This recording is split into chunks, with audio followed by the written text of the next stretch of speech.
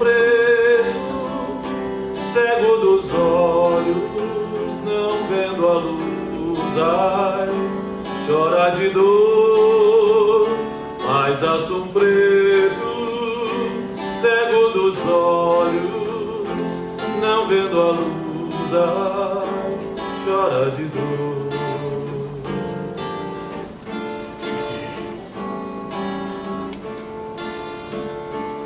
Talvez por ignorância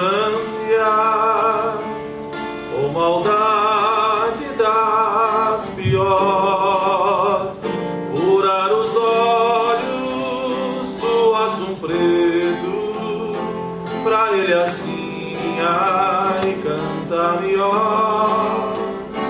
Cegar os olhos do aço preto, pra ele assim, canta melhor.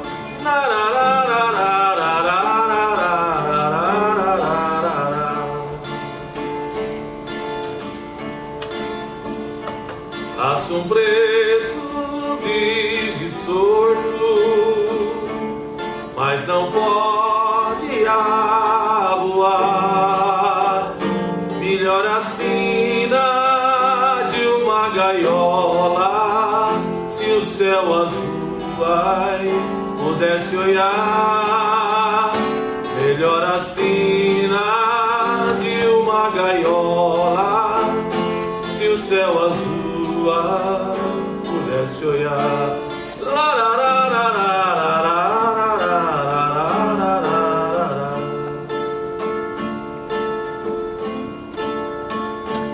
Aço preto, teu cantar é tão triste como o meu. Também roubaram o meu amor, que era a luz, ai, dos olhos meus. Também roubaram o meu amor, que era a luz, ai, dos olhos meus.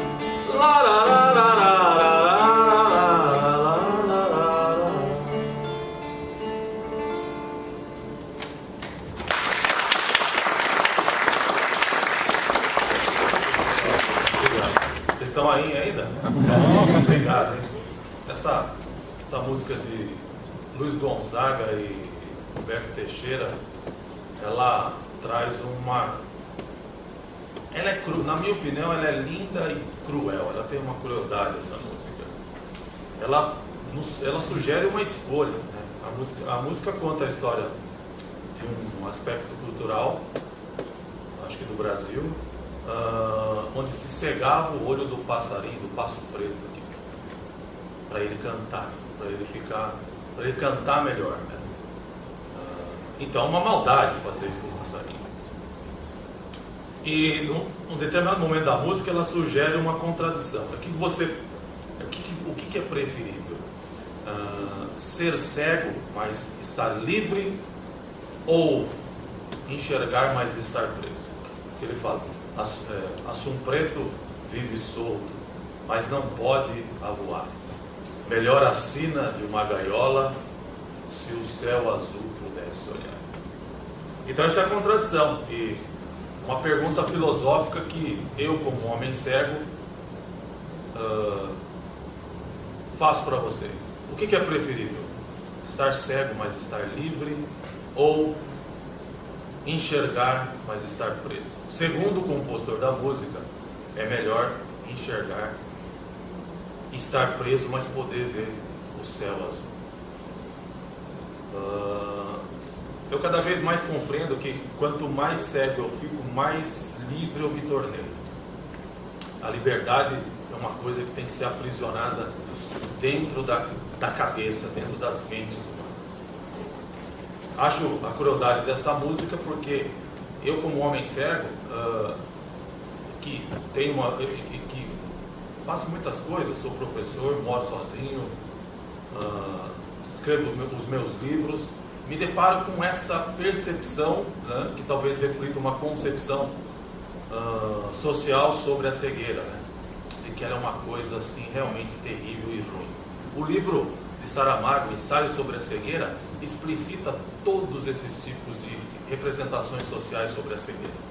A ideia de que o cego é um prisioneiro, de que o cego é um homem infeliz, de que ele não tem acesso ao conhecimento, de que ele não observa coisas, né? É uma história de uma sociedade em que todos foram ficando cegos e vivendo num mar de leite. E foram acontecendo todo tipo de tragédia social.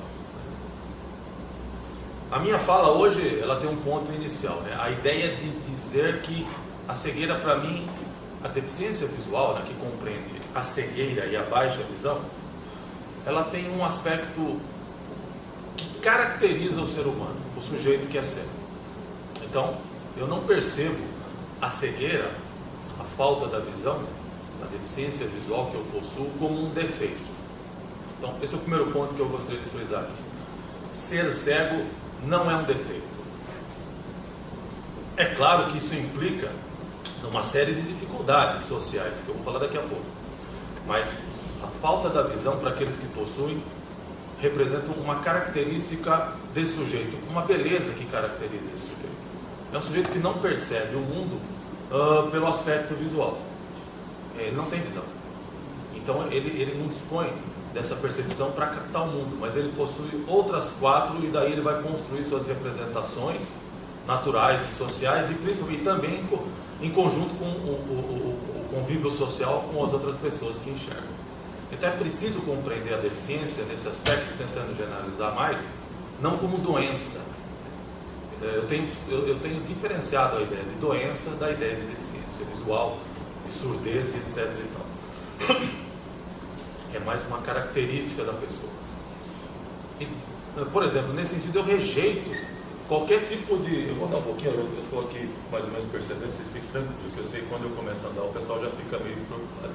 Aí vai professar, fiquem tranquilos. Então, eu rejeito ditados assim, por exemplo: o pior cego é o que não quer ver. Então, esse ditado, vocês conhecem esse ditado? Com certeza, eu acho que vocês conhecem, já ouviram falar? Já falaram, talvez, né? Então, o pior cego é aquele que não quer ver. Então, veja bem esse ditado, né? Esse ditado diz assim, que ser cego é uma coisa ruim, é feio, é ser infeliz, é uma desgraça que cai sobre a vida da pessoa. Então, é uma pessoa desgraçada. E aí a gente pode colocar o adjetivo pejorativo que quiser em relação a essa pessoa cega. Entretanto, segundo o ditado, ainda existe o pior cego. É aquele que não quer ver. Compreende?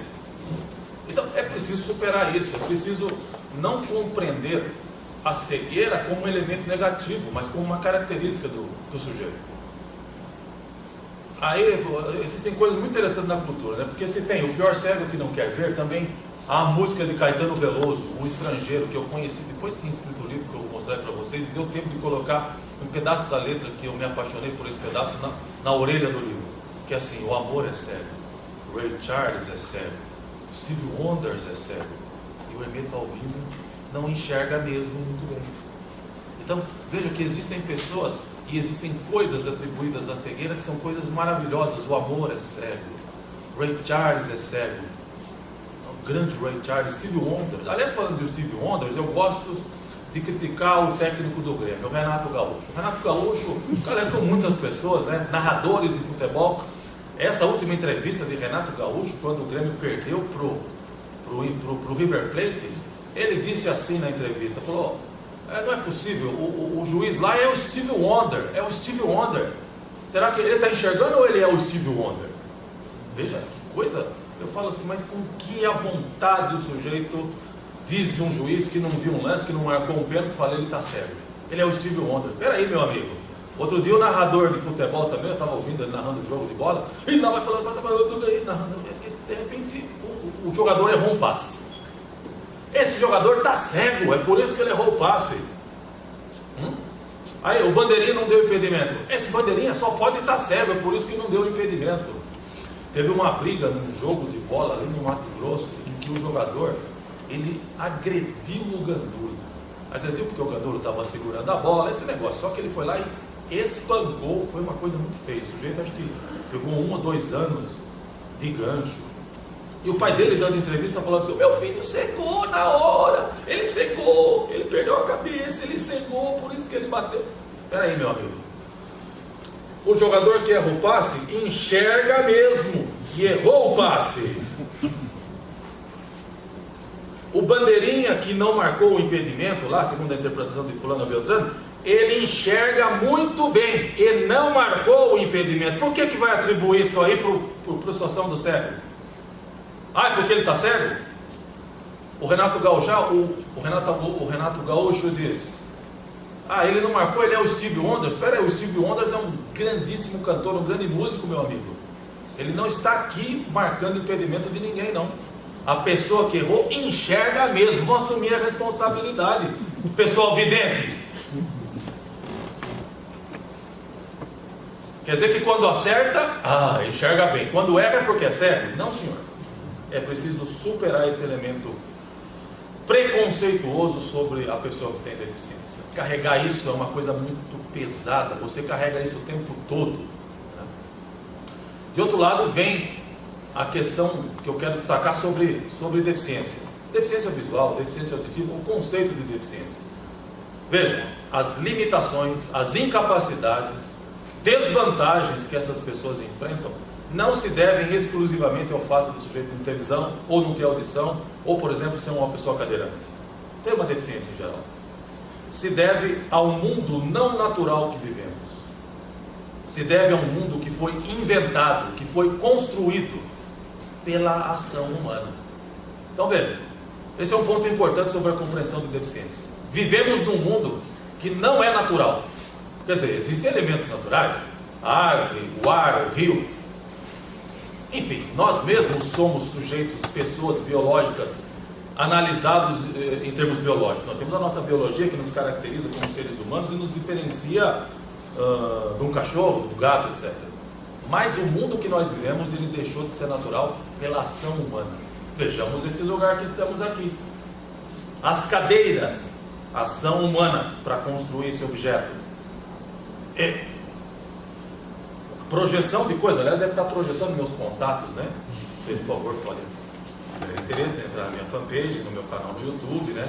Entra lá e acessa os meus vídeos, tem videoaulas, uma série de conteúdos educacionais, inclusive músicas que eu canto e coloquei lá também. Então vocês fiquem à vontade para entrar no meu canal. Já tem 1000 assinantes. Nossa, mano. Mas então veja esse mundo não natural que a gente vive, que foi modificado pelo homem e que resulta em todas, por exemplo, na tecnologia. Vocês são pessoas da física e que trabalham com essa transformação do mundo por meio da física. A física representa uma desses aspectos, né, da percepção não natural do mundo. Então eu diria que esse mundo não natural ele se reflete em duas coisas: na questão física, arquitetônica, né, mas na questão simbólica também, na forma de pensar, na forma como nós interpretamos as coisas. É porque o mundo não natural foi introjectado na nossa mente. Eu dizia ontem desse aspecto no seguinte sentido: nossa, as pessoas não gostam de física. Lógico que tem gente que gosta, mas tem muitos que falam: nossa, essa coisa horrorosa. Aí eu pergunto: o bebezinho nasceu lá desde pequenininho, não gosta de física. Nasceu não gostando de física? Nasceu ou gostando de física? Eu não compartilho desse referencial: eu tenho um dom para as exatas, eu já tenho para as humanas, eu já tenho um dom para jogar futebol. Claro que existe o elemento biológico, mas na minha interpretação é evidente também que isso são coisas aprendidas no mundo não natural, assim como a interpretação que as pessoas têm acerca de deficiência. Em geral, esse mundo não natural que interpreta a deficiência visual mais especificamente, está em dois pontos polares. Ou a pessoa com deficiência visual tem dificuldade em fazer coisas muito fáceis, ou tem facilidade em fazer coisas muito complexas. Essa é uma representação forte sobre a deficiência visual, uma representação mística. Então assim, puxa vida, não é meu caso que eu vou falar agora. Né? Vamos pegar o Andrea Bocelli, vai. O Andrea Bocelli, tá vendo como ele canta bem? Ele é cego, mas ele canta tão bem. Então Deus tira com uma mão e dá com melancia, e dá com a outra. Deus tira com uma mão e dá com a outra. Puxa vida, toca um violão, é cego, mas toca esse violão de uma maneira tão assim maravilhosa. Então essa é uma compreensão mística, que o sujeito faz coisas difíceis com muita facilidade por não ter a visão, por não ter a audição, uma compreensão mística. O outro lado é, poxa, esse sujeito com deficiência visual tem dificuldade de fazer coisas muito simples. Não à toa as pessoas muitas vezes me param na rua e me perguntam assim: você é cego, né? Sou. Como é que você consegue amarrar o seu sapato? Eu fico, como é que você sabe onde é o seu lado direito e o seu lado esquerdo? Como você sabe onde é o seu lado direito e o seu lado esquerdo? Uma vez eu conversando com uma senhora dentro do supermercado, depois de 5 minutos ela falou assim: escuta, como você sabe que eu estou aqui? Eu não consigo responder essas perguntas. Tem coisas engraçadas também. Me lembrei dessa, quero contar para vocês. Essa, na minha opinião, tem uma posição hegemônica aí. Quer dizer, o sujeito que enxerga, isso é uma construção social, não é natural pensar assim, mas ele socialmente ele se reconhece como um sujeito superior àquele enxerga. Então, uma vez eu peguei uma carona lá na cidade de Solteiro, o pessoal sempre me dá carona lá. Aí o senhor me deu uma carona, deixou dentro da Unesp, eu falei: muito obrigado, meu senhor. Ele falou assim: eu ajudo mesmo pessoas como você, porque a gente não sabe o dia de amanhã, né? Eu posso estar bem pior que você. Eu falo: poxa, muito obrigado. Muitíssimo obrigado. Então, então veja, daí vai emergir as dificuldades, as incapacidades e as desvantagens que pessoas com deficiência, a pessoa com deficiência visual, vai enfrentar. Isso não é uma característica do sujeito, não é uma característica direta dele não ter visão, mas é um contato do fato de não ter visão com uma sociedade estruturada majoritariamente em função da visão. Mas um exemplo concreto.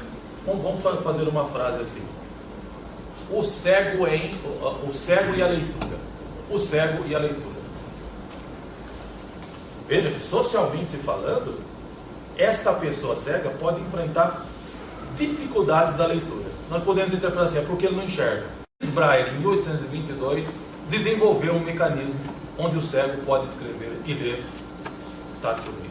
Vejam que, a partir dessa invenção, a leitura deixa de ser um elemento incapaz para o cego, de incapacidade, mas passa a ser um elemento de capacidade. Então, a transformação do mundo social, em razão de proporcionar condições a esse sujeito, por exemplo, para exercer a leitura,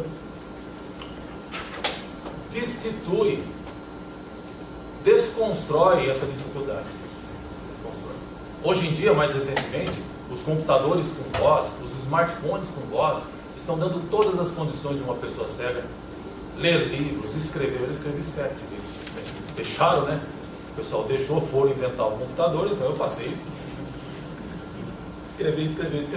Então, desaparece esse elemento. Nesse ponto também, tem uma coisa que me encanta, que é a possibilidade da utopia, a utopia do futuro.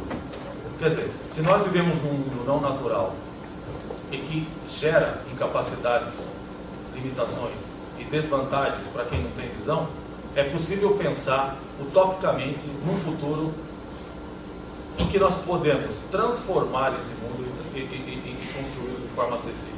Dei exemplos aqui do Braille, dei exemplos do computador. Isso não havia há 200 anos atrás. Hoje já existe. É preciso pensar, portanto, em construir um novo mundo em que elementos de arquitetura física, elementos físicos e também simbólicos de pensamento possam ser construídos e essas relações de hegemonia sejam desconstruídas também. Beleza, vou tocar aqui mais uma cançãozinha. Eu gosto de colocar umas canções da minha. Vocês estão gostando da música por quê? Claro, sim. Eu vou tocar uma canção agora, que vem lá da minha região.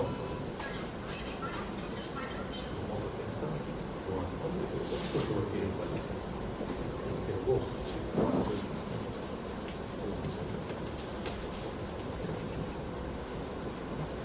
Tá aqui, ó. Se eu lembrar, eu não vou roubar essa parede, hein? Então eu moro ali na divisa do estado de São Paulo com Mato Grosso do Sul. Bom, tem um autor que é dali do Mato Grosso, que é o Almir Sater, que eu gosto muito. Vocês já ouviram falar? Já, né? Vocês são aqui de Minas Gerais, conhecem. Eu fui lá na Bahia esses dias, o pessoal não conhecia o Almir Sater. Eu falei, nossa, então vamos lá. É uma música que eu gosto muito, chama Trem do Pantanal. Vocês conhecem? Trem do Pantanal? Bom, vamos lá.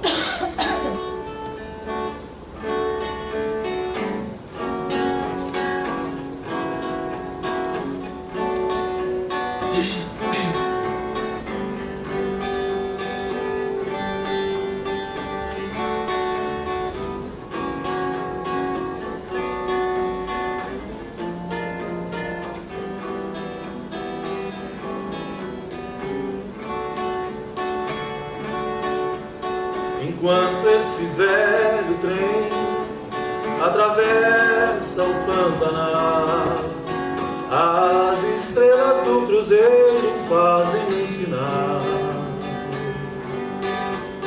de que esse é o melhor caminho para quem é como eu, mais um fugitivo da guerra.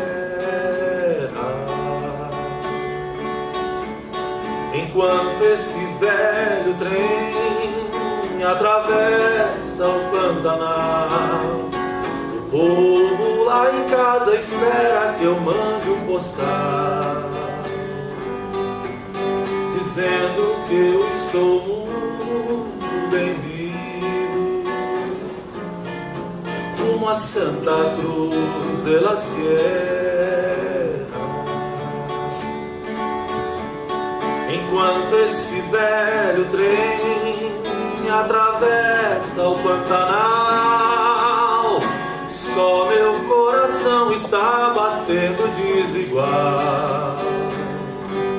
Ele agora sabe que o medo viaja também sobre todos os trilhos da terra.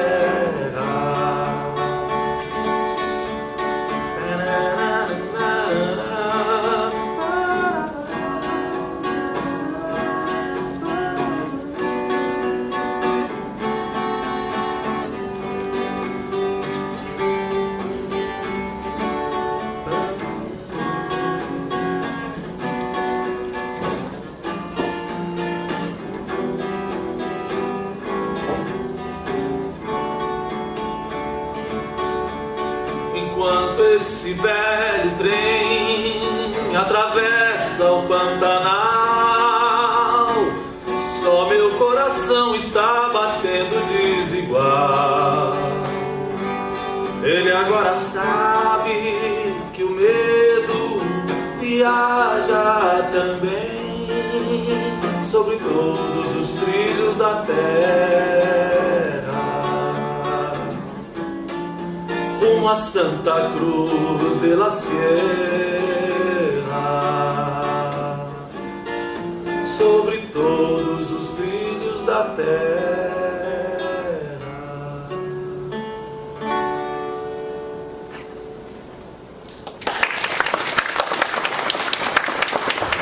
Muito obrigado, música do Almir Sater, muito bonita, eu gosto muito dessa canção aí. Bom, eu fui uma pessoa que nasci enxergando muito bem, tinha visão perfeita. Tenho retinose pigmentar, que é em termos biológicos e em termos médicos, é uma questão séria de retina que degenera o fundo do olho. A retina é o fundo do olho, é a tela onde a imagem se projeta. Então eu tenho a retina degenerada, é como se essa tela estivesse manchada. No centro, principalmente. Tem um pouco de visão periférica, assim. À noite as coisas começam a aparecer para mim de uma maneira assim surpreendente. Durante a noite eu consigo perceber alguns detalhes de claro e escuro, consigo, dependendo luminosidade, se ela for não muito intensa, as faixas de pedestre, a quina da calçada. Aliás, eu ando pela rua. Interessante esse fato. Ando muito pela rua, batendo a minha bengala assim na guia da calçada. Porque você sabe que o nosso país é um país que tem muitas leis, muitas. Nos últimos anos, o que foi construído de leis acerca de acessibilidade para as pessoas com deficiência, lei brasileira de inclusão, normas técnicas da ABNT, uma série de legislações, mas elas são esquecidas, elas não são cumpridas, né? Eu estava na Unicamp esse ano e o reitor da Unicamp, antes da apresentação da mesa redonda da qual eu participei, ele disse: nós aqui na Unicamp estamos investindo muito em acessibilidade, mas é tão caro fazer isso. Olha, não é fácil não, viu? É muito caro para o gestor. Mas daí eu me questionei e falei: mas o quanto é que foi investido socialmente até hoje no mundo não natural que vivemos para a produção da exclusão? Isso é preciso calcular. Existe um princípio chamado desenho universal, em que ele vai afirmar e recomendar que qualquer construção física, metodológica, computacional, enfim, qualquer ação social deve ser feita desde o planejamento até a execução, no sentido de respeitar a diversidade que caracteriza o ser humano. Então, por exemplo, antes de você construir um prédio de maneira inadequada e depois ir lá e destruir o prédio para fazer uma adaptação, desde o começo é importante que o planejamento já seja feito no sentido de que isso não seja necessário, porque senão vai ficar mais caro mesmo, vocês compreendem? Então isso, em termos metodológicos, num computador, por exemplo, um ambiente virtual de aprendizagem. Hoje há muitos cursos à distância. Aí o pessoal fala: pô, hoje não tem acessibilidade para a pessoa que tem deficiência visual. Pois é, preciso trabalhar com o Moodle, que é o ambiente que se usa para fazer isso, no seu início, né, no princípio, para que ele se torne acessível. Mas eu dizia isso da fala do reitor da Unicamp, como é caro. E aí, quanto é que se gastou para produzir a exclusão, para se produzir a segregação? É preciso calcular isso também. Mas eu dizia que eu fui perdendo a visão.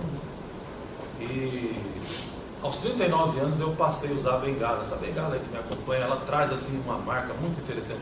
É como se eu estivesse pendurando uma melancia no pescoço, né? Esses comportamentos que eu descrevi anteriormente surgiram por causa da bengala. Essa percepção do vidente em relação ao cérebro. Mas antes de que eu perdesse a visão, que eu tivesse baixa visão, havia também coisas engraçadas. Eu passei a usar a bengala, engraçadas e tragicômicas, eu diria. Eu passei a usar a bengala porque em 2009, caminhando para o estádio de futebol lá da minha cidade para fazer uma corridinha, foi na volta um buraco na minha frente, na calçada. O que aconteceu? Despenquei naquele buraco. Um buraco de aproximadamente uns 2 metros de fundura, porque enquanto eu caía, né, e proferia homenagens ao poder público, o meu relógio, que não é esse, um outro relógio também que fala, disparou o botãozinho e começou a tocar a dança do siri. Enquanto eu caí. Quando eu me levantei, já todo rasgado, percebi que o nível da calçada se dava aqui. Eu falei: puxa vida. Saí de lá, o senhor da prefeitura falou: mas você não viu? Eu falei: anote aí, funcionário. Deficiente visual não enxerga mesmo. eu gosto de frisar isso. Não vi. O meu médico falou assim: é bom você usar bengala agora. E aí vai vir uma coisa que eu quero dizer para vocês. Antes e depois do uso da bengala, como é que são essas coisas? Então, eu inventei mais ou menos uma história, né? Que ela tem um lado é verdadeiro, o antes de usar a bengala é meio verdadeiro. O depois é uma história que eu me apropriei de outra pessoa com deficiência visual. Então, assim, antes do uso da bengala, chego eu, né, sem bengala, caminhando normalmente, num ponto de ônibus lá na cidade de Bauru.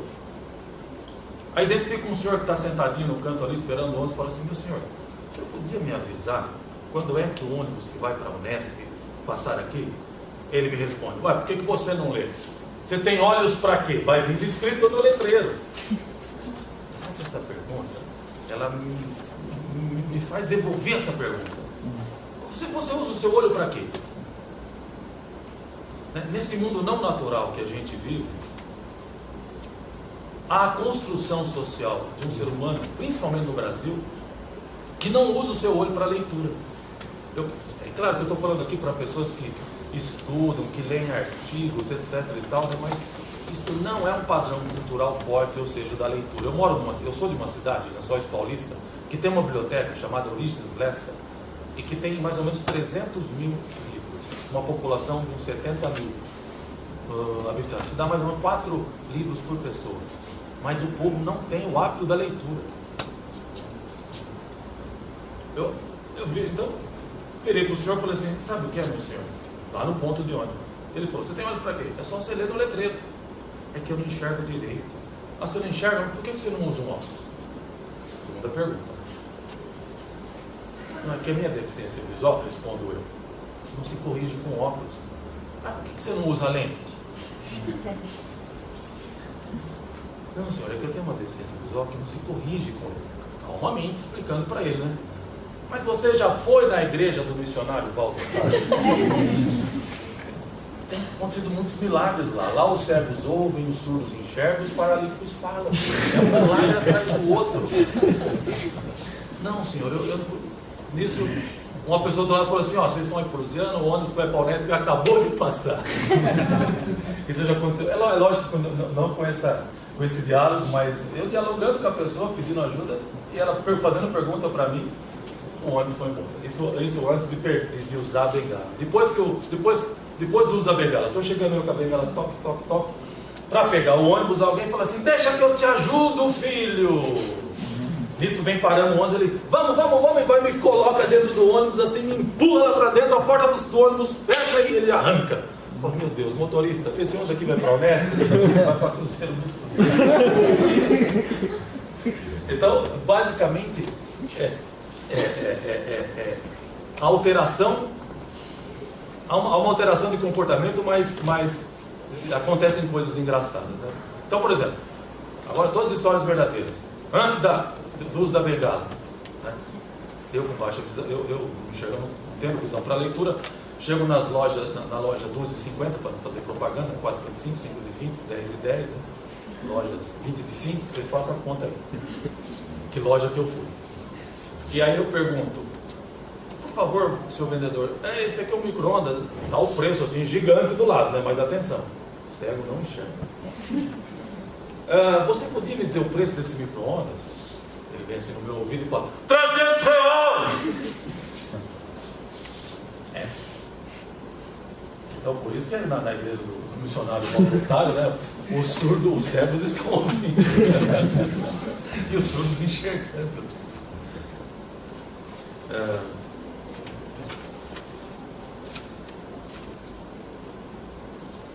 Outra, depois da perda da visão com a bengala é uma marca, como eu falei para vocês. Isso não aconteceu aqui em Juiz de Fora, mas acontece em muitos lugares. Então eu chego no hotel, geralmente acompanhado de alguém, né, um aluno, um professor, né?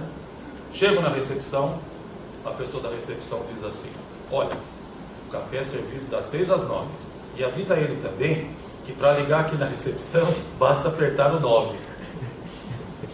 Ou então, tomando um cafezinho lá em Penápolis com um amigo meu, a senhora vem servir o café no shopping e fala assim: ele gosta com açúcar ou com adoçante? Isso me motivou a publicar o livro estrangeiro. Eu falei: gente, é como se eu fosse essa bengala me põe na situação de como se eu fosse um sujeito de um outro planeta, de um outro país. Antes do uso da bengala, vocês sabem que como eu não enxergo, eu dei sorte, né? Eu pego aquela fila preferencial do banco. Hoje em dia eles entregam. Olha que exemplo, eu gosto de dar esse exemplo do seguinte, desse mundo não natural. Hoje em dia você pega uma senha. Já foram vocês? Lógico, vocês sabem. Você pega uma senha lá, tá lá. Tem a senha preferencial e a senha que não é preferencial. Eu pego a senha preferencial, sento lá. na cadeira, e aí acontece assim, o banco faz assim, e aparece lá o número. Mas atenção, o cego não enxerga, então ele está frente a uma... O pessoal fala, tá vendo? Coitado, ele não enxerga, ele não consegue saber como é o número dele. Vou dar uma ideia mirabolante, porque a energia sonora está sendo dissipada ali. Tim-dom! E se nesse tim-dom ele fala assim, P34 C41. Qual é? Entende? Aí essa coisa assim, tá vendo? Eu já ia conseguir saber qual é o meu número. Então, é uma questão assim apenas de perca de hegemonia, né? Bom, mas estou eu lá no banco, antes de ser assim, você tem aquela fila preferencial. Tinha a fila aqui do pessoal que enxerga, que não é idoso, e tinha a outra fila ali, das pessoas com deficiência, dos idosos, das gestantes. Aí eu pego o cara do banco, me conduz e fico ali na fila do... Isso sem o uso da bengala, né? Nessa fila preferencial. O senhorzinho atrás de mim bate assim, não, sua filha é aquela ali, ó. Eu dei sorte, né? Porque eu não enxergo, então eu venho nessa aqui, dei sorte. Dei sorte em outra coisa também uma vez. Não, mas aí ele fala assim, mas é malandro, hein? Quer dizer, mas é malandro, né? Achando que você está cortando a frente. A bengala tira isso, porque a bengala fala assim, ali tem uma pessoa realmente com deficiência visual. Outra coisa que eu dei sorte, né? Comprei um carro uma vez, custava 54 mil, mas com os descontos para a pessoa com deficiência foi para 40 mil. Dei sorte. O cara falou assim, puxa, mas que sorte que você deu. Eu falei, fica sério que você vai ter também. Os mesmíssimos. Nos aeroportos eu me sinto assim super chique, porque o pessoal me chama de blind aqui no Brasil. Eu falo, que coisa louca é essa? Que engraçado, né? Atenção, estou aqui carregando um blind, preciso de apoio aí na porta do aeroporto. Ok, um blind. Esse blind sou eu, né? Eu canto a música do Roberto. Esse blind sou eu. Eu acho muito chique. Por que eu não falo? Estou aqui com uma pessoa com deficiência visual, estou aqui com um homem cego, mas não, se usa a expressão blind. Acho sensacional isso aí. E sou chamado de blind. Então essas são impressões, são constatações de uma sociedade que enxerga frente a um homem que está carregando ali uma bengala ou que tem baixa visão. Por isso que o processo de inclusão, que é social e também dentro da escola, dentro e fora da escola, ele é muito importante, porque ele vai colocando em contato pessoas diferentes e muito da mistificação, da interpretação mística sobre a pessoa com deficiência vai sendo desconstruída. Bom, eu vou tocar mais uma canção, eu falo um pouco, toco uma canção, depois eu vou já partindo para o fecho aqui da palestra. Ficou aqui. Gente, eu vou contar com uma música do Chico Buarque aqui. E eu escrevi um artigo em parceria com mais duas outras professoras que analisou a presença do elemento científico na obra de Chico Buarque. E tem uma música que me chama muita atenção, ela já tem 20 anos talvez, em que ele tenta abordar a teoria da relatividade. Eu espero não esquecer a letra, eu não sei se vocês conhecem, mas de maneira muito sutil ele coloca alguns aspectos da teoria da relatividade dentro dessa poesia, dessa música aqui.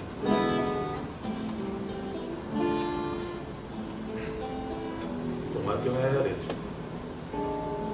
Eu vejo aquele rio a deslizar, o tempo atravessar meu vilarejo, e às vezes lá a fazer me pede um sonho a navegar, com nome paciência vai a minha embarcação, pendulando como o tempo e tendo igual destinação. Pra quem anda na barcaça, tudo passa, só o tempo não. Passam paisagens, furta cor, passa e repassa o mesmo cais. No mesmo instante eu vejo beija-flor que desabrocha e se desfaz. Essa é a tua música, é tua respiração, mas eu tenho só teu lenço em minha mão, olhando meu navio, um paciente capataz grita da ribanceira que navega pra trás. Do convés eu vou sombrio, cabeleira de rapaz, pela água do rio que é sem fim e é nunca mais.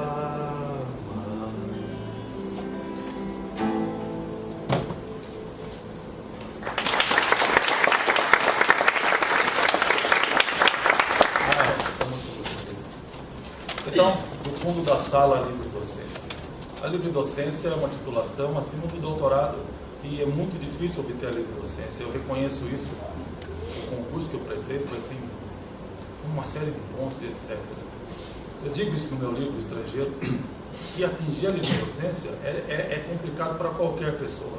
Mas dentro desse aspecto do mundo não natural que a gente vive, em que o processo de leitura e de conteúdos de física está muito ligado à estrutura visual, eu destacaria 3 linguagens fortes para o sujeito ter acesso e aprender física. A linguagem, por exemplo, como a língua portuguesa, a língua inglesa, o idioma em geral, a linguagem matemática, e aí os seus gráficos e equações e etc. Não sou compartilhante daquela ideia de que uma física conceitual não use equações, por exemplo. Tem um livro que eu gosto muito dele, inclusive, do Paul Wilt, chamado Física Conceitual, e talvez ele tenha esse nome porque ele não traz nenhuma equação, ou pouquíssimas, dentro da sua discussão. Ele tenta discutir tudo com palavras da língua portuguesa, no caso da língua inglesa, e com figuras. Mas eu não acho isso. Eu acho que a matemática, ela é uma linguagem que descreve muitos conceitos. É possível usar a matemática na física de forma sem a discussão conceitual. É possível isso. E muito disso é feito, aliás, principalmente no ensino médio. Mas a matemática é sim uma linguagem que exprime conceitos, que representa conceitos. E a outra linguagem que eu destacaria para o aprendizado de física, de ciências, é a linguagem expressa naquilo que o Marco Antônio Moreira chama de modelos conceituais, que são figuras. Por exemplo, a representação de um modelo atômico no papel, a representação de uma onda eletromagnética, esse tipo de representação que comunica uma série de significados. Veja que se você abrir um livro de física, um livro de ciências, você vai ter muitas figuras. Então veja, chegar na livre docência foi, sem a visão, lidar com a apropriação dessas linguagens. Por isso que eu destaco que foi um negócio difícil, complicado, muito complicado. Agora, isso começou quando eu era com 14 anos e um aluno muito ruim, fraco, muito ruim.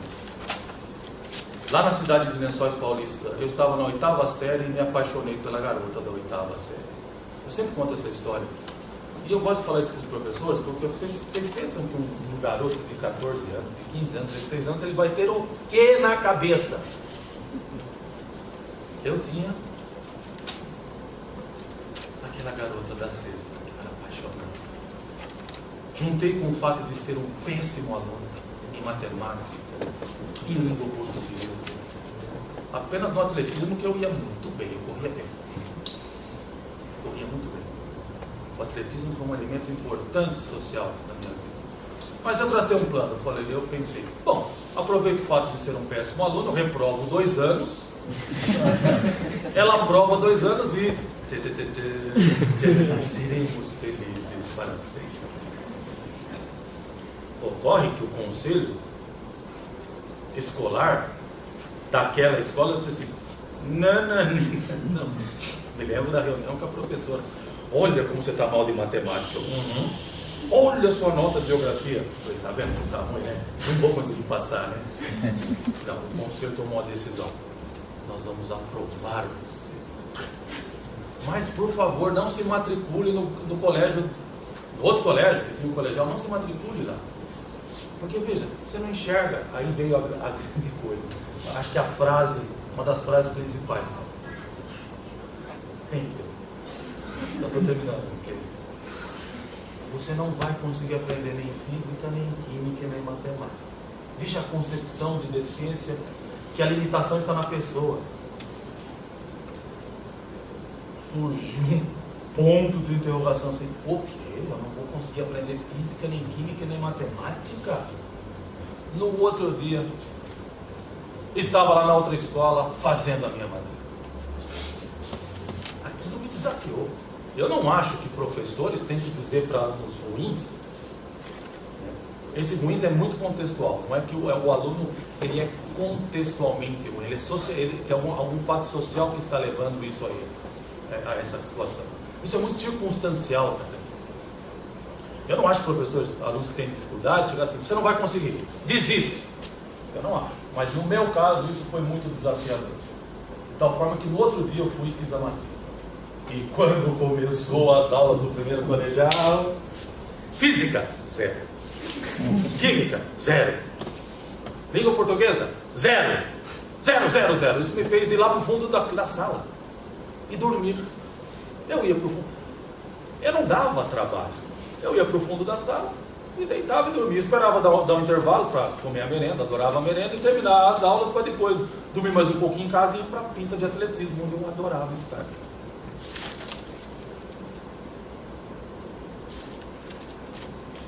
Eu me lembro da professora de matemática, enquanto eu dormia no fundo da sala, ela falava uma frase que era emblemática para mim. Me lembro também que ela pedia muito. Ela pediu para uma aluna passar a matéria na lousa, e depois ela ia lá e explicava assim, gente, X pertence a R tal quê? Eu lembro, tal quê o quê? Meu Deus, era uma frase, ela sempre dizia isso. Eu nunca me esqueci. X pertence a R tal quê? Mas o que ela está dizendo na frente? Que mistério é esse? X pertence a R tal quê? Bom, essa professora precisou se afastar porque ela foi virar política, ela foi se candidatou a vereadora. E no lugar dela entrou um professor que modificou completamente os rumos da minha vida. É por isso que esse é um dos fatores que eu estou aqui hoje. Que eu me tornei uma pessoa da área da física e da área do ensino. Foi graças a esse sujeito chamado Edevar Moreto. Eu inclusive gravei uma entrevista com ele, coloquei no meu canal no YouTube para ele contar a história dele. O Edevar Moreto entrou para dar aula para a gente e me viu dormindo lá no fundo. Me percebeu dormindo lá no fundo. Na verdade, o conceito aí é percepção, porque os outros professores também tinham visão boa, também tinham audição boa. Olhavam para lá e estava lá o menino dormindo lá, não dava trabalho. Mas o Edevar Moreto me percebeu. Quer dizer, essa informação de uma pessoa dormindo na sala de aula chegou até os seus olhos e ele interpretou. Falou para os primeiros da carteira, que tem aquele menino lá que só dorme? Eles responderam assim, é que ele não enxerga, seu Edevar. Seu Edevar então falou, precisamos ajudá-lo. Foi lá, bateu nos meus ombros. Quando ele bateu nos meus ombros, aí eu já me lembro. Porque essa parte anterior foram meus colegas que me contaram, que ele disse assim. Aí eu me lembro, ele olhou para mim e disse assim, menino, você tem potencial. O quê? Você tem potencial. Me pegou pela mão, me levou para a primeira carteira e ele estava ensinando trigonometria, o círculo trigonométrico. Eu me apaixonei pelo jeito dele de dar aula, né? Porque eu escrevi com uma caneta preta, assim, consegui escrever bem forte. Ele passou um exercício na lousa e falou, vamos ver quem consegue entregar a resposta para o professor. E eu gosto de falar assim, anote aí o problema matemático que me incluiu na categoria pessoa, em termos sociais, não em termos biológicos, em termos sociais, que me deu a oportunidade do trabalho, do estudo. O exercício, o problema matemático foi seno de x vezes cosseno de x vezes tangente de x vezes cotangente de x vezes secante de x vezes cossecante de x. Escrevi tudo aquele negócio assim. Falei, professor, com medo de errar, né? X chame a TV Globo, chame a Bandeirantes, o SBT, aconteceu um milagre, é um milagre. Essa planta dá um. Indo lá na quarta, uma questão, é simples de fazer essa questão aqui, vocês são da física, vocês resolvem com tranquilidade, mas era um garoto de 14 anos. Eu consegui fazer na frente daqueles, o pessoal chama de nerd, na época era CDF. Daquele dia em diante eu decidi ser o próprio Edevar Moreira. Professor de matemática, mas ele é formado em quê? Ele é formado em física, me disseram. Então é isso aí que eu vou estudar. Eu estudei física na Unesp de Bauru e fiz a carreira sobre essa questão. Como é que se pensa no ensino de física para uma pessoa que tem deficiência visual? Isso foi o começo das minhas pesquisas. Hoje eu tenho um grupo de pesquisa que a gente investiga questões, eu tenho, por exemplo, orientações sobre ensino de ciências para alunos surdos-cegos, para alunos surdos, para alunos com autismo. A gente tenta se debruçar sobre essas questões. Isso é porque teve a ação de um professor que me buscou lá no fundo da sala e me levou até a livre docência. Bom, essa era a fala minha dessa manhã, né? E eu queria apenas destacar para vocês que eu estou vendendo o livro Estrangeiro, onde eu conto essa história com mais detalhes, e outras tantas em que eu coloco o cego como um protagonista social, não como um coitadinho, né? Que nem eu ouvi de duas moças quando eu saía de uma padaria, depois de ter tomado 2 chopps, elas disseram assim: tadinho dele, né? Agora eu vou fazer uma camisa, tadinho é 3 metros. Então eu tento tirar o cego dessa condição e colocá-lo como alguém que supera e como alguém que fracassa, alguém que sorri, mas também chora. São 17 capítulos em que eu tento fazer isso. Tem um CD também de música lá que chama Inquietude, que é um CD que eu gravei e que dialoga com o livro, né? Determinados capítulos têm determinadas músicas como quando se vocês tiverem o interesse de falar. Tem um outro livro também, chama Saberes Docentes, esse para a inclusão do aluno com deficiência visual em aulas de física. Esse outro livro já é um livro de pesquisa sobre o tema que eu falei para vocês. Resultou de uma investigação de pós-doutorado, onde eu acompanhei licenciandos em física, planejando aulas e aplicando essas atividades para uma sala de aula onde tinha 35 alunos videntes e 2 alunos cegos. Bom, posso fechar com uma música? Então, vamos fechar com uma música aqui, e aí, já agradecendo a presença, agradecendo a gentileza de vocês me ouvirem, né? E a música do Renato Teixeira. Eu estou fora da minha casa desde terça-feira, eu não sou casado, né? Senão já ia ficar preocupado. Desde terça passada. Tem viajado muito, e essa música do Renato Teixeira, ela tem uma frase que diz assim: estou sempre com as malas prontas e a bula selada. Eu gosto muito dessa canção. Se eu não errar a letra, marca pra mim também. Se não, eu faço não, então vai.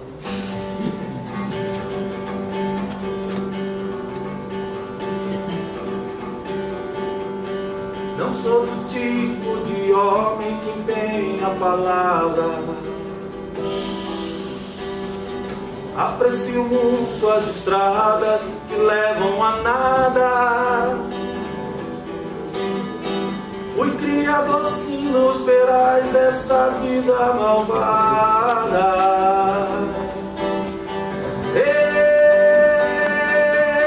Vida malvada. Aprecio muito as estradas que levam a nada. Aprecio muito as estradas que levam a nada. Sou filho de um padre caído, banido do Éden,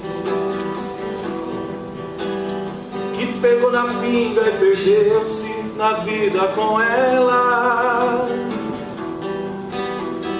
Nunca tive sorte ou dinheiro, eita vida malvada.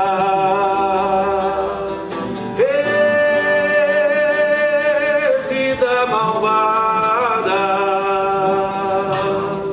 Aprecio muito as estradas que levam a nada. Aprecio muito as estradas que levam a nada. um amor que queria minha alma domada. Deixei-o como ladrão, deixa a casa roubada. Mais uma sonha molhada, eita vida malvada.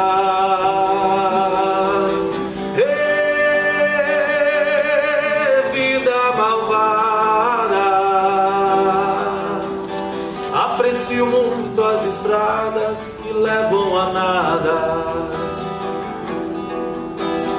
Aprecio muito as estradas que levam a nada. Tô sempre com as malas prontas e a mula selada. Fiz da minha vida um refúgio alheio às pousadas. O meu destino na terra é uma reis desgarrada.